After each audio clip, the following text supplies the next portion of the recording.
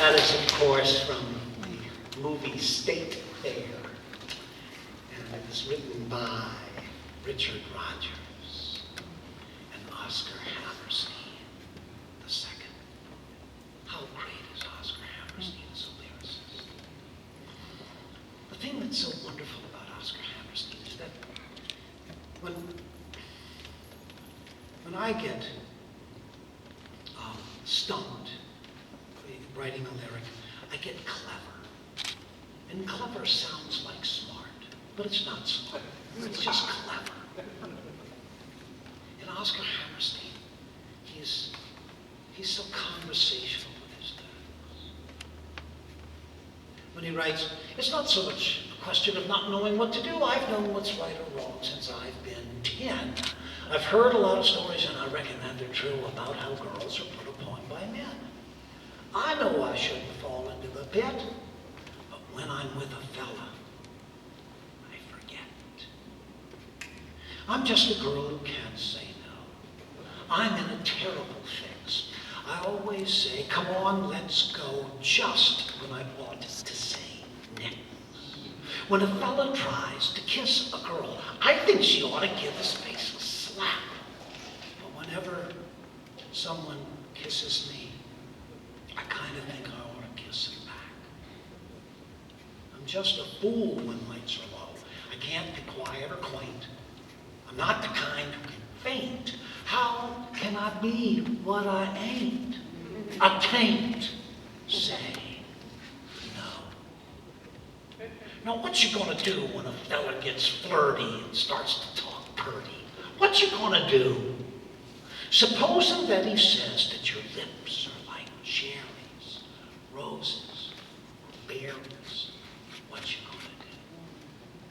Supposing that he says that you're sweeter than cream, and he's gotta have cream or die. What you gonna do when he talks that way? Spit in his eye? I'm just a girl who can't say no. Can't seem to say it at all.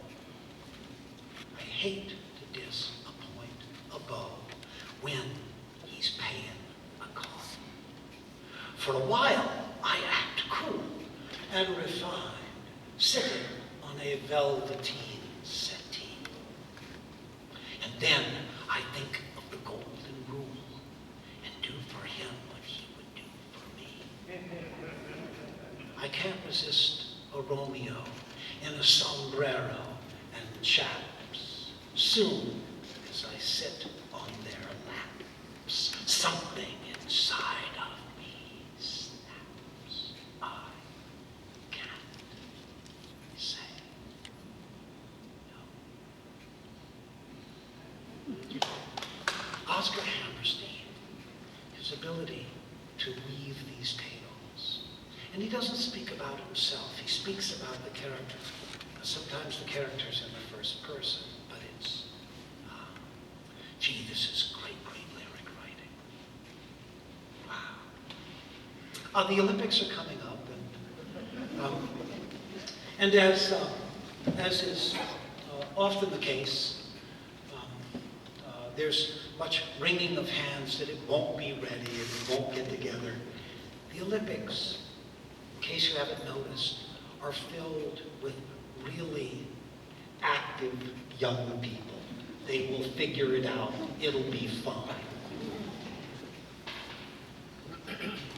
That notwithstanding, I've had a dream, as yet unanswered. And my dream has been for many years that guitar playing might be an Olympic event. I'm used to your laughter. It's okay. But that I might once stand on that stage, the hush across the crowd, the spotlights finding me, the MC speaking into the darkness. And here, for the United States of America, on freestyle guitar, Livingston Taylor.